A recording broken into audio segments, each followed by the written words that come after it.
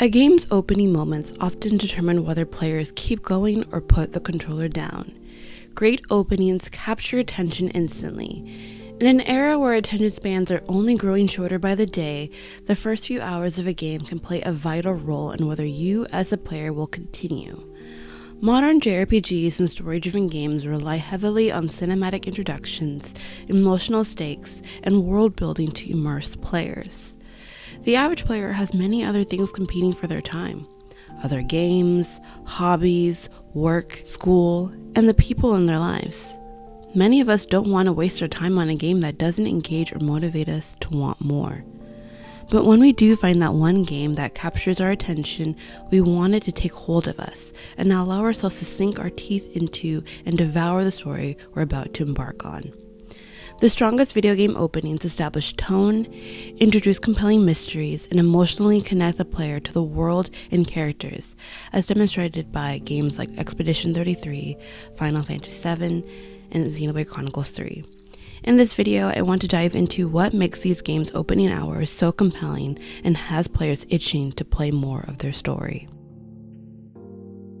Hello everyone, my name is Fedro and this is cozyfeji, and on this channel we cover a variety of things such as video essays, reviews, JRPGs, and all things gaming. Now when it comes to JRPGs, they are a huge time sink and a huge commitment, and sometimes it takes a minute for the first couple hours to really hook you in, to really sink you in. I'm not gonna lie, I feel like a lot of JRPGs have a pretty slow burn when it comes to it. But then there are the few that really hook you in and grab you in within the first couple minutes and hours of a game. That makes you want to know more, to explore more, and to dive more into its story, combat, and gameplay, and all that encompasses the game. So today I want to share how these three games, Expedition 33, Final Fantasy VII, and Xenoblade Chronicles 3, all hook in our players right away to get you to dive into the game even more. Within the first few minutes of any gameplay, your first impression matters. To grasp a player's attention, many developers are very conscientious in setting the right tone and atmosphere. They want to be able to express a certain mood or setting that not only they want to tell, but the players want to take part in as well. Whether the game is told in a dark, bleak, and imminent feel, or a bright, cheery, and optimistic one, it is paramount that the tone and atmosphere replicate that. The tone and atmosphere can be one of the leading factors that can push the player to pick up and continue a game. Also, at the start of a game, the stakes and goals are set and put on display for the players to witness and encounter. These stakes can motivate the player to continue to see how the game fleshes out these goals and whether they are met or not. We as players are also being thrown into a world's central conflict, whether we're placed in the middle of a political drama rife with unbearable distress, or the introduction of a coming-of-age story following a jaded and aloof protagonist. We need to have a selling point that drives them to want to know more. We need to have a hook that isn't cliched but still familiar, a hook that resonates with you but still brings a new perspective. All these pieces play an important part in the overall picture that many JRPGs follow, which is put into fruition in these games I'll discuss. In Clair Obscur Expedition 33, we are dropped into a world that is dark, grim, with a haunting setup with the Painted One, and an immediate sense of dread. We already know that this tale is a sad one, as we're introduced to a character dealing with the tough dilemma of having to let go a loved one due to very unfair circumstances. Within the opening hours of this game, we as players are already invested and attached to these characters in journeys that it almost feels unfair not to finish a story that is beginning to unravel. The opening cutscenes introduce a mysterious cycle of violence that leads to its tone that the story is trying to portray. Melancholic, dangerous, and surreal. I know for me, when I first started the game with Clair Obscur Expedition 33, I was already immediately hooked. I think within the first hour, I was already in tears. I mean, we're already immersed into this beautifully world, but even though this world is beautiful, there is a sense of dread, an imminent feel that knowing that this beauty and this happiness and this joyous buzz around the town will all come to an end, and it does when we already see more than, not more than half, but a good chunk of the population poof into the unknown, all because of a paintress decides that this year, at the age of 34, everyone is going to go. And I find that very, very already intriguing. That premise alone is already intriguing. Even further on into their journey with the expedition, the Gommage, we have a really incredible scene with Gustave and Lune. And I, hands down, believe that this was probably the best acted scene I've seen in a video game in a really, really long time. I think the actors really sell you on, and not the actors, but the characters themselves really sell you on this notion of how dark and bleak this world is. This world is pushing you to the brink of questioning your beliefs, your moralities, your motives. I mean, it pushes Gustave to the point where he has to sit with himself whether or not this journey, this mission is important anymore. Does he believe in this mission? Is it worth it anymore? After seeing so many of his comrades lost into battle, is it worth it? And that already sets the tone of, wow, we're really going into something really intense, really something that will push people to think, you as a player, to think whether or not this journey is worth it. And I think within this first, 2 to 4 hours is already insane enough to get you into that story and to get you involved into this game. In Final Fantasy VII, we are slowly opening up to the very familiar, grimy, and dystopian city of Midgar, and are deliberately introduced into the very iconic opening bombing mission of Shinra. It starts calmly and very serenely as we're introduced to the world and the setting, but soon that is negated by the very fast-paced, cinematic, and instantly energetic scenes of the bombing mission. The tone that you feel from the jump is urgent, action-heavy, and socially charged. Now, I feel like with Final Fantasy VII, we have a very interesting case because we have the original 1997 release and the remake to kind of compare the opening scenes. Both do a really good job of opening up to the world of Midgar and seeing the city for what it is and to understand where we're at. We're in a very dystopian, run-down, beat-up, neglected, and abandoned town. But even despite that, you see the citizens still finding joy, finding humanity and all that. And then, of course, we go transition into the introduction of Team Avalanche and their mission of changing the status quo and the crazy action-packed heaviness of that all. It was very interesting. I feel like the juxtaposition between the two was very interesting, and I feel like obviously well calculated and done. And with that too, you're already introduced to like, wow, I want to know more of the city. How did the city become to how it is today? Even though it's set in a future, how did this future come to be? And why is Avalanche so dead set on making this message by doing this bombing mission? What is their overall goal of this bombing mission? And I feel like as a player, you definitely want to know more, and setting that up is super imperative, and I feel like done well, because as me as a player, I definitely want to know more. In Xenoblade Chronicles 3, a long-awaited sequel that takes place in a world that comprises the two worlds from previous entries, we are plunged right into a ruthless and devastating battle between two warring nations. The scene alone sets up for a grand and breathtaking world building and sense of scale. We are set up in a world where we only have 10 years to live, and in those 10 years are full of never-ending bloodshed and loss. This narrative is already unbearably heavy for the player to experience, and the tones of disaster, bereavement, and utter destruction are on full display in its opening hours. It's very interesting how Xenoblade Chronicles 3 kind of does a callback to the original Xenoblade Chronicles, with the opening image and the opening cutscene being a scene of war and tragedy. We're seeing both the two warring nations of Keves and Agnes fight to the unending battle of death.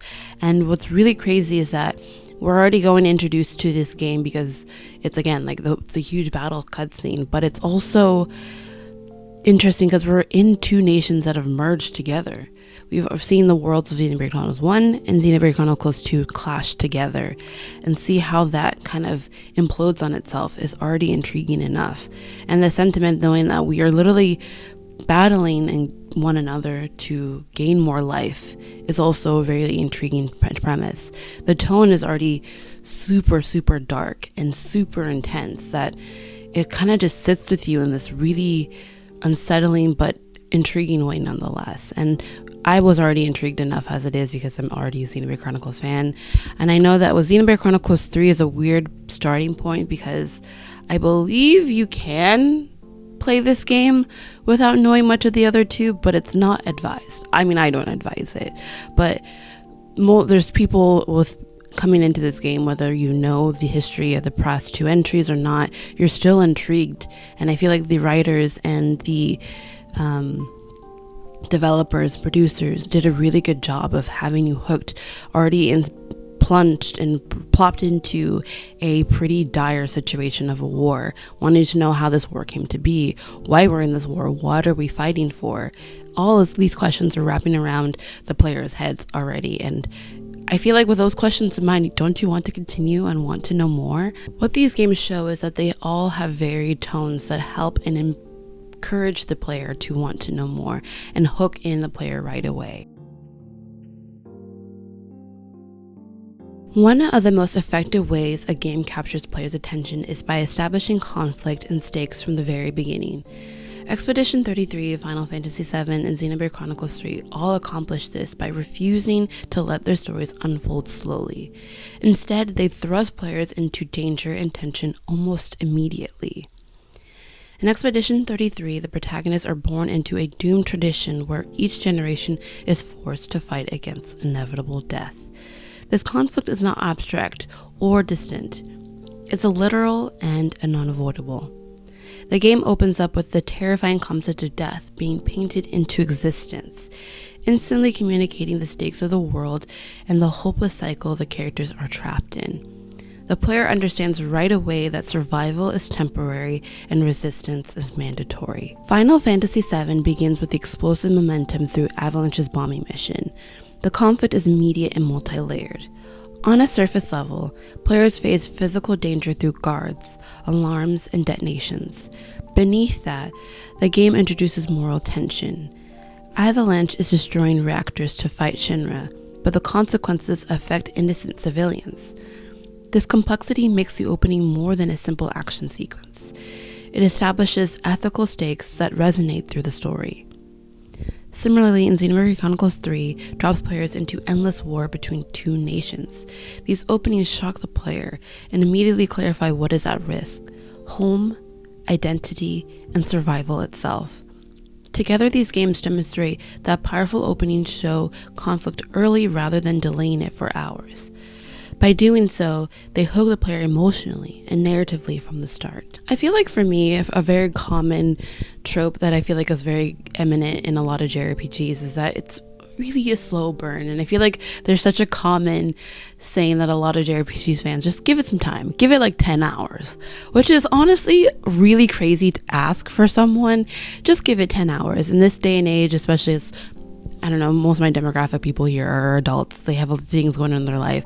Asking someone, give it 10 hours is kind of a lot to ask. So honestly, for me and for many others, I need this game to hook me in right away. And I feel like these three games do that phenomenally. They give you a conflict, they give you a stake, something to fight for, something that you want to know more of and to solve possibly right away within the first opening hours. And I feel like I feel like there's definitely a time and place for a slow opening and a slow burn of a game, but sometimes you don't have the luxury to do that, and these three games execute that phenomenally well.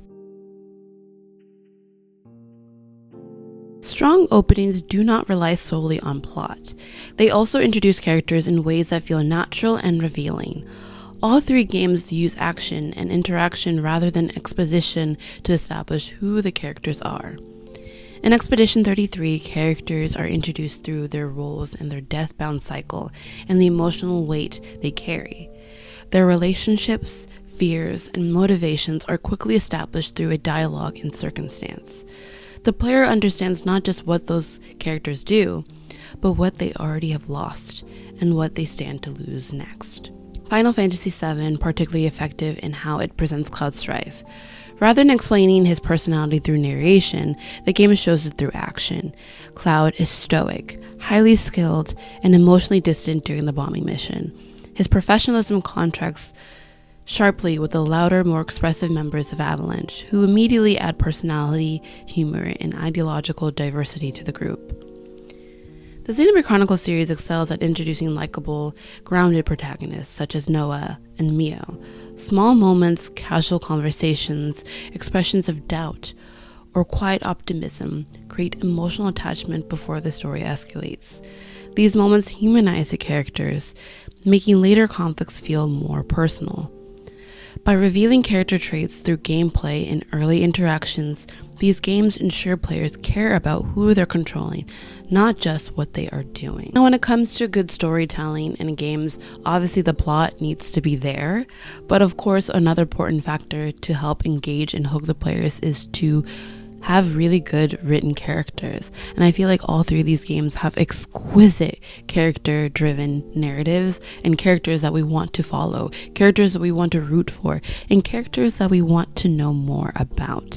And within the first opening hours of all of these three games, we're already intrigued by each of the characters' motives, their desires, and their personalities, especially with Gustav, who in Expedition 33, who's already lost someone so dear to him, someone that he wished he spent more time with, and wanting to know why he is part of the Gomage and why he wants to take part in the expedition, and obviously finding out more of whether or not he decides to continue on with this mission when his beliefs are put in a corner.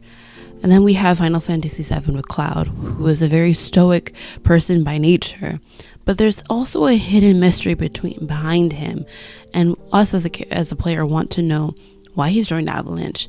What is his reason behind him? Because it seems like he doesn't really care too much, but there has to be a reason why he's there, right? And of course we have Noah and Mia, both warriors and soldiers from both of their distinct nations, fighting a war that they've always known that they've had to do. I mean, they were born and raised to do this. This is what their life is supposed to amount to be. And we want to know why they have this unwavering loyalty to their nations and why they're fighting this fight. And of course these answers will be answered throughout the game as we as players continue to play it. But I think it's really important to have really important characters, whether you relate to them, whether you resonate with them, or just intrigued and interested in them. That itself alone is an important and a great factor to want any player to continue playing any game, especially with these JRPGs. Effective openings also balance clarity with mystery. Rather than overwhelming players with lore, these games provide just enough information to ground the world while leaving unanswered questions that encourage exploration. Expedition 33 introduces its haunting mythology through the painter and the cyclical nature of death without fully explaining its origins. This ambiguity fuels curiosity and dread. In Final Fantasy VII, players quickly learn about Shinra, Mako energy, and eco-terrorism, but the deeper implications of these systems unfold gradually. Xenoblade Chronicles presents vast concepts of living titans, colonies, or the Keves and Agnes nations, without pausing the story to explain everything at once. These openings succeed because they trust the player. Instead of delivering dense exposition, they entice players to cover the world's secrets organically, which I feel like is done correctly. I feel like there's many games out there, the opening hours, they just bombard the player with so much exposition, so much lore, so much history, that you honestly get confused, lost, and overwhelmed, and end up not picking up the game. There are many games I can say that I fall into that category, but these three games that I talked today do not fall into that category at all. Like I said, it really makes you want to explore the world on your own terms, even though they give you just enough, but they don't leave you like kind of stranded with not knowing what's going on in the world.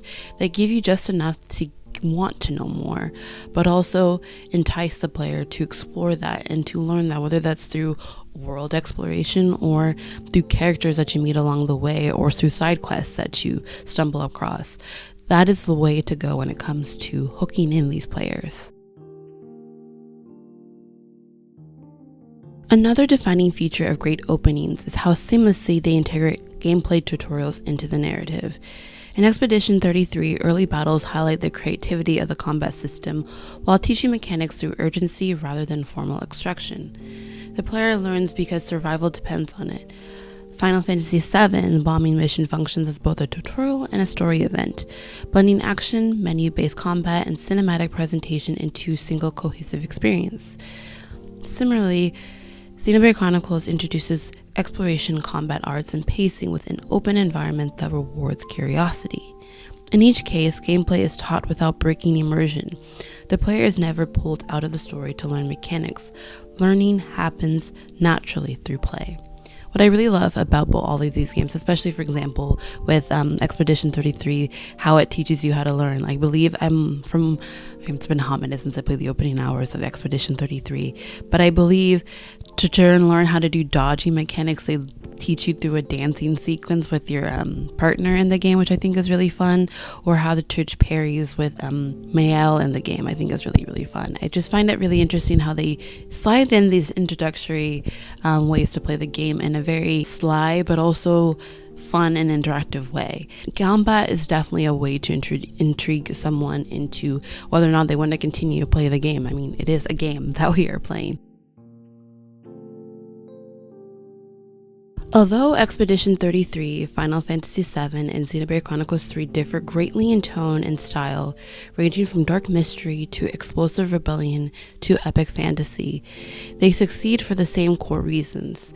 Each opening delivers immediate engagement, emotional grounding, clear conflict, and smooth mechanical introduction. These games prove that effective openings do not need to follow a single formula. What matters is clarity of purpose and respect for the player's time and attention. The best video game openings use tone, conflict, character, and gameplay integration to draw players in from the very first moments. By introducing stakes early, revealing characters through action, balancing world building with mystery, and teaching mechanics organically, games can define the entire experience from the start. Whether it's the painted terror of the Expedition 33, the explosive rebellion of Final Fantasy VII, or the sweeping drama of Xenoblade Chronicles 3, these openings demonstrate that a powerful beginning is not just memorable. It shapes how players connect to the story, the world, and the journey ahead. I hope you guys enjoyed this video. I had a really fun time creating this script. It's been a really long time since I've even scripted a video in a while, but it's always fun to really dive into the really nitty-gritty and the different concepts when it comes to JRPGs. And I feel like when it comes to JRPGs, opening hours are something I feel like we don't necessarily talk about, because I feel like we always talk about, oh, you just get through it. You get through the first couple hours and you'll be fine. But there definitely are exceptions to that case where they do hook you in right away. And when done well, it can honestly lead to a really great story and a really great gaming experience overall when you finish the game. If you guys enjoyed this video, do not forget to hit that like and subscribe button, and I would love to hear from you guys what are some JRPGs or RPGs that have really good opening hours that had you hooked from the jump. Again, I hope you guys enjoyed this video, and I can't wait to see you guys on the next one. Bye!